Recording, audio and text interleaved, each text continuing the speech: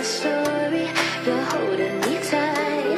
I don't need to worry. Am I out of Gandang emi ang boses ng damdamin, tulong at kalingap ang laging unahin. Yung kay Carla po, ayan o.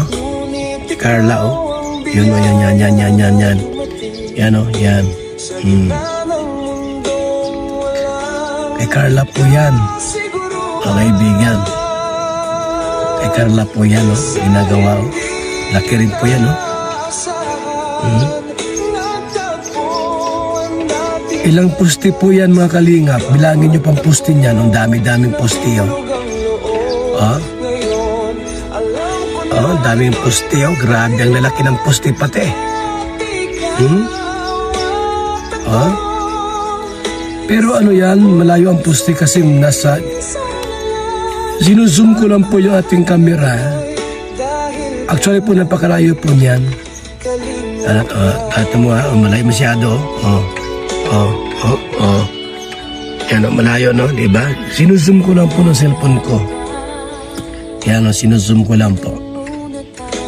Yan o. Yan po ang bahay ni Carla po, ginagawa yan o.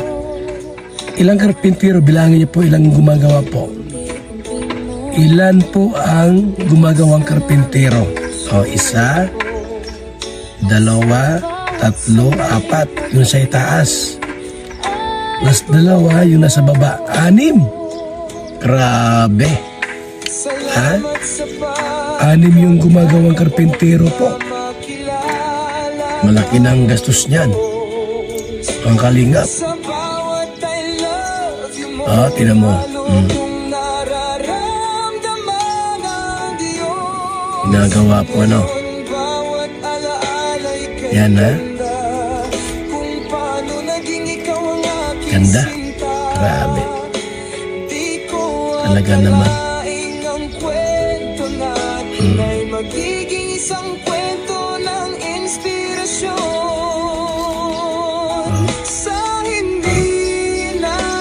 Kay Jomar po yan, no? Kay Jomar po yan, mga kaibigan. Mga kalingap. Yan. Ginagawa na rin po ngayon, no? Ay, matagal pa matapos siya kay Jomar. Mga kalingap, oh.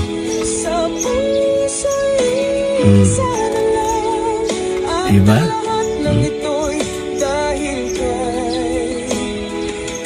Yan. Hi everyone, welcome back again to my channel. Grabe, no mga kalingap. Nakita po natin itong pinapagawang bahay ni Carla. Siyempre, na-vlog or na-zoom ni Kuya Bal itong bahay ni Carla at nakita natin, wow, ginagawa na po no mga kalingap. Nakatuwa si Kuya Bal kasi talagang sinom niya kahit nasa malayo siya ay na-videohan niya itong pinapagawang bahay. Napasilip sa atin lahat itong pinapagawang bahay ni Carla, no? Mga kalingap. So, syempre, congratulate natin si Carla kasi nga, mahirap po magpagawa ng bahay, no? Magastos, alam natin. Sabi nga ni Kuya Bal, malaki na ang nagastos niya, no? Yung pasimula pa lang, no? Malaki na agad yung ginagastos. Kasi alam niyo naman po ang mga pabahay ngayon talagang magastos at mahal yung mga materyales. Syempre, congratulations kay Carla.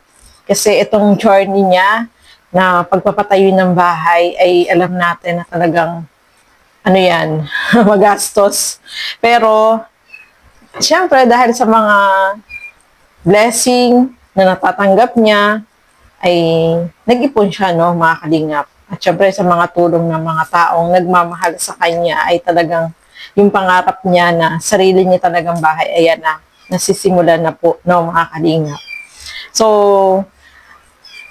meron tayong, doon sa intro natin, no, mga kalingap, syempre nandun si Carla. Meron din yung, ano siya doon na, don't be, afraid, no? Don't be afraid, Carla. Kasi nga, okay lang na matakot ka, pero yung afraid na yun ang gamitin mo para maging inspiration mo sa buhay, no? Walang masamang matakot dahil ang realidad ng buhay, talagang ganyan, no? But the end of the day, if you continue, you would be proud of yourself, no? Na kaya mo pala at nakaya mo. I-grab mo lang yung mga opportunities na dumarating sa'yo at magsikap, no? At wag masyadong i-pressure yung iyong sarili, no, mga kalingap. Kasi alam ko, marunong kang tumanaw ng utang na loob sa pinanggalingan mo. And we are all very proud of you, Carla Bells. Diba?